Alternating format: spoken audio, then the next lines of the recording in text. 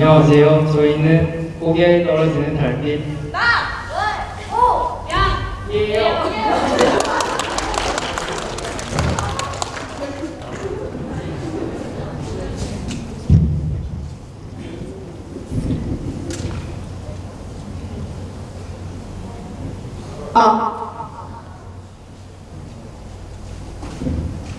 저희 팀은 과연 우리는 달의 반쪽만 보는 걸까라는 주제로 발표를 시작하게 되었습니다. 달의 반달은 두 종류가 있습니다. 왼쪽이 보이는 하얀 달, 오른쪽이 보이는 황현 달죠. 그렇다면 황현 달과 하얀 달을 합치면 완전한 보름달이 될 수 있을까요? 저희는 이 주제의 의문을 가지고 탐구를 시작하게 되었습니다. 달은 공전 주기와 자전 주기가 같아서 지구에서는 달의 앞만밖에 보지 못합니다. 그렇다면 달의 뒤에는 무엇이 살고 있을까요? 외계인? 엔터에 대한 김시윤? 이야기가 산으로 갔지만 다시 돌아오면 중요한 사실은 우리는 달의 정확한 밤보다 더 많이 볼 수 있다는 것입니다. 그 이유는 진동 현상 때문입니다. 진동이란 전체의 자전 또는 공전에 대하여 일주기마다 그 회전에 과부적이 생기는 현상을 말합니다. 이렇게 저희는 달의 일부분을 요격도 볼 수 있습니다. 한 9% 정도 말이죠. 달이 움직이면서 보이는 부분이 약간씩 달라지는 게 보이시죠? 어쨌든 중요한 건 우리가 어떤 현상 때문에 달의 50%가 아닌 59%를 볼 수 있다는 것입니다. 다음은 목차입니다. 저희는 이러한 순서로 발표를 진행할 예정입니다.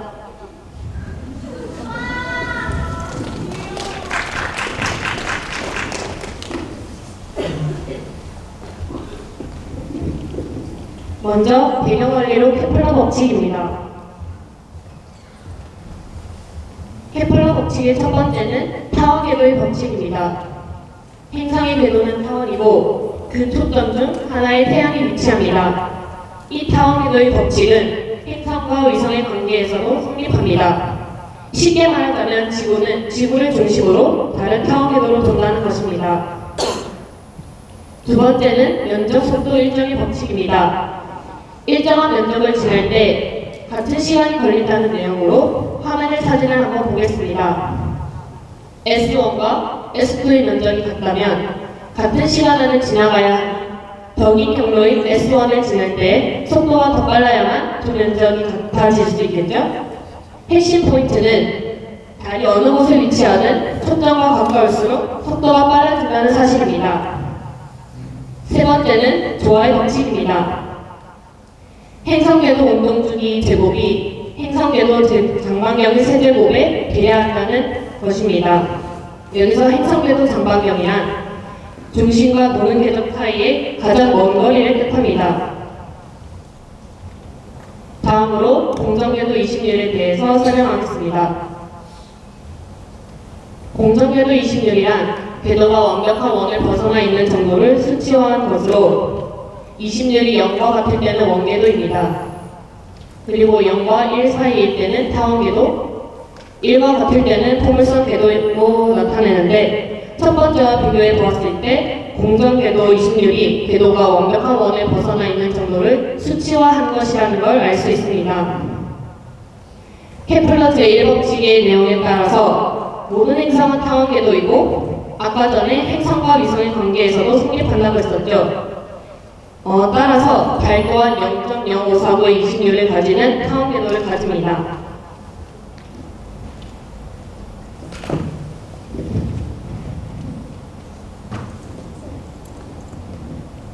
이제 우리는 케플러 법칙과 공전궤도 이심률 원리를 이용해 네 가지 침동을 관측합니다. 네 가지 침동에는 경도 침동, 그리고 위도 침동, 일주 침동, 마지막으로 무리 침동이 있습니다. 제일 먼저 경도 침동. 말 그대로 도리도리 학력으로 달 공전을 관측할 수 있습니다. 쉬운 이해를 위해 주시는 그림을 볼까요? 지금 보이는 이 완벽한 원, 이심률이 영인 궤도를 따라 달이 공전하고 있습니다. 그리고 달의 공전과 자전 주기는 27일로 같기 때문에 달은 항상 같은 면으로 지구를 바라보면서 공전합니다. 이런 상황이라면 보편적인 생각과 같이 다른 궤도를 따라 움직이면서 정확하게 절반의 면적이 관측되어야겠죠. 하지만 앞에서 50%가 아닌 59%의 면적이 된다고 관측되어 말했습니다. 왜 그럴까요? 이러한 현상은 궤도 이심률에 의해서 발생되는데 실제 달은 이심률이 약 0.05인 궤도, 즉 타원 궤도에서 지구 주위를 회전하고 있습니다. 완벽한 원이 아닌 것이죠. 그리고 앞에서 말했듯이 케플러 법칙에 의해 공전 속도의 차이가 생깁니다. 같은 시간 동안 쓸고 지나간 면적이 같으려면 지금 A 지점에서는 빨라야 하고 B 지점에서는 평균의 속도, 그리고 C 지점에서는 느린 속도를 유지해야 같은 시간 동안 쓸고 지나간 면적이 같다고 결과가 나오게 됩니다. 따라서 궤도 이심률이 0일 때라면 자전과 공전 주기가 같아 달의 절반만 보이겠지만 지금 보이는 이 타원 궤도가 공전 속도의 차이를 만들어 자전과 공전 속도가 완벽히 일치하지 않게 되겠죠. 따라서 달의 양옆으로 약 3%가 더 관측됩니다. 네, 다음으로 위도 침동입니다. 말 그대로 위아래로 달을 볼 수 있는 건데요. 달의 자전축은 백도면의 수직이 아니다 라고 알고 있습니다. 백도면 조금 생소하시죠? 이때 백도면은 지금 보이는 이 노란색 선, 공전 궤도면을 말하는데요. 이 백도면이 달의 적도면과 경사져 있는 것이 좀 보이시나요? 약 6도 정도 기울어져 있다고 합니다. 따라서 지금처럼 지구의 좌측에 있을 때와 우측에 있을 때 볼 수 있는 면적이 다르게 됩니다. 이때 이런 현상으로 인해서 달의 위아래로 약 3%의 면적을 관측할 수 있습니다. 다음은 일주침동입니다. 우리가 달을 볼 때에는 지구 중심이 아닌 지구 표면에서 달을 관측하죠. 여기에다가 지구는 자전하는 행성입니다. 자, 그러면 다들 생각해보길 A 지점에서 달을 관측한 후에 며칠이 지나서 지구가 자전한 후에 관측할 때에도 똑같은 위치, 똑같은 모습의 달을 관측한다고 할 수 있을까요? 그림을 보면 그렇지 않다는 것을 알 수 있습니다. 지구의 자전으로 인해 관측자가 A에서 B로 옮겨가면 관측할 수 있는 모습이 이처럼 달라지게 됩니다. 이때 약 0.5%의 면적을 더 관측할 수 있습니다. 네, 마지막으로 물리침동입니다. 위도 침동에서 달의 적도와 백도는 일치하지 않는다고 했던 것을 기억나시나요? 다시 한번 그림으로 보시겠습니다. 달의 적도와 백도가 일치하지 않기 때문에 이와 같이 지구에서 달이 아닌 달에서 지구를 관측한다면 어떨까요? 지구는 달 적도면을 위아래로 움직이는 듯이 보일 것입니다. 따라서 지구에서 관측할 때에도 달의 자전축이 약 3도 정도의 진폭으로 흔들리게 됩니다. 이 현상으로 약 0.01%의 면적이 더 관측 가능합니다. 이렇게 앞에서 4개의 침동을 살펴보았는데요. 총 관측 가능한 면적을 합했을 때 9%의 면적이 나옵니다. 이렇게 이것만 살펴본다면 엔토이라고 할 수 없겠죠. 따라서 저희는 하루하루 촬영한 달 사진을 가지고 침동 현상을 관측해 보았습니다.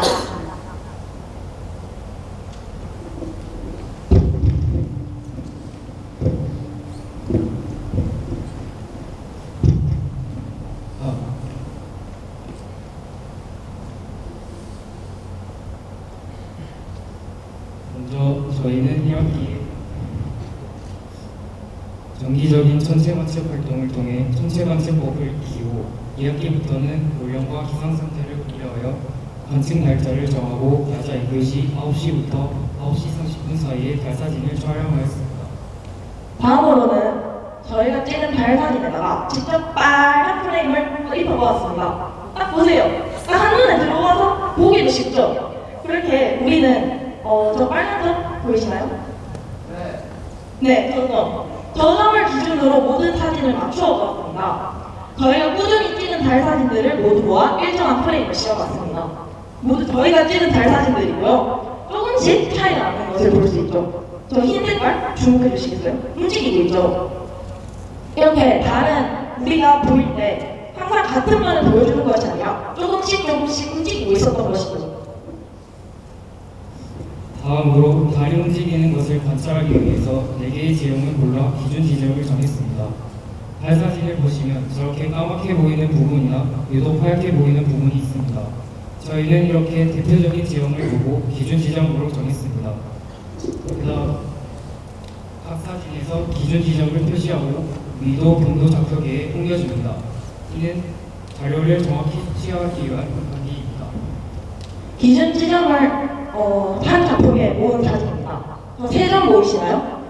저 세 점이 저희가 선정한 세 지점인데요. 보시면 날짜에 따라서 다른 색깔로 해놓았는데 같은 지형임에도 불구하고 날짜에 따라서 조금씩 이동하는 모습을 볼 수 있습니다. 그러니까 저희가 맨날 같은 달의 모습을 보고 있더라면 같은 위치에 있어야 하는데도 불구하고 사실 달이 조금씩 움직이고 있어서 저렇게 날짜마다 조금씩 움직이는 모습을 볼 수 있는 것이죠. 그 다음으로 저희가 계산한 친구 현상을 실제로 어느 정도 볼 수 있는지 수치하게 해봤습니다. 딱 보기에 어려워 보입니다, 맞죠? 이거 뭐 퍼센트 나오고 하나도 모르겠어요, 맞죠? 근데 사실 이게 별게 아니에요. 그냥 위도를 퍼센트로 바꾼 거예요. 그리고 경도도 어느 정도 이동했는지 퍼센트로 바꾼 거죠. 그리고 당연히 위도와 경도를 합치면 달에서 총 저희가 더 볼 수 있는 면적을 구할 수 있게 되는 것이죠.